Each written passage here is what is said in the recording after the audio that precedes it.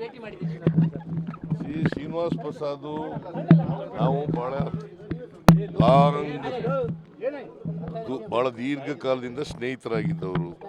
ರಾಜಕೀಯವಾಗಿ ಅವರು ಬಿಜೆಪಿಗೆ ಹೋಗಿದ್ರು, ನಾನು ಕಾಂಗ್ರೆಸ್ನಲ್ಲಿದ್ದೆ. ಮತ್ತು ಈಗ ರಿಟೈರ್ ಆಗಿಬಿಟ್ಟಿದ್ದಾರೆ. ರಿಟೈರ್ಡ್ ಆದಮೇಲೆ ನಾನು ಬರೋಕ್ಕಾಗಿರಲಿಲ್ಲ. ರಿಟೈರ್ಡ್ ಆದಮೇಲೆ ಮಾತಾಡ್ಸೋಣ ಮತ್ತು ಅವ್ರ ಆರೋಗ್ಯನೂ ವಿಚಾರಿಸೋಣ ಅಂತ ಬಂದೆ. ಇಲ್ಲ ರಾಜಕೀಯವಾಗಿ ಯಾಕಂದರೆ ಅವರು ಎಲ್ಲೂ ಕ್ಯಾಂಪೇನ್ ಬರಲ್ಲ ಅಂತ ಹೇಳ್ಬಿಟ್ಟು ಘೋಷಣೆ ಮಾಡಿಬಿಟ್ಟಿದ್ದಾರೆ. ಯಾವ ಪಕ್ಷಕ್ಕೂ ಹೋಗಲ್ಲ ಅಂತ ಘೋಷಣೆ ಮಾಡಿಬಿಟ್ಟಿದ್ದಾರೆ. ಅದರಿಂದ ಅವ್ರು ರಾಜಕೀಯ ಚರ್ಚೆ ಮಾಡಲಿಲ್ಲ.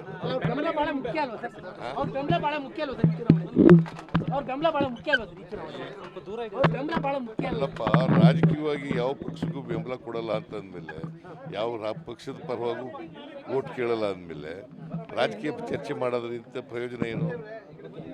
ಅವ್ರು ಏನು ಹೇಳಿದ್ದೀನಿ ಅಂತಂದರೆ, ನೀವು ಕಾಂಗ್ರೆಸ್ನಲ್ಲಿ ಇದ್ದವರು ಕಾಂಗ್ರೆಸ್ ಬಗ್ಗೆ ಸಿಂಪತ್ತಿ ಇರಲಿ ಅಂತ ಹೇಳಿದ್ದೀನಿ ಅಷ್ಟೇ.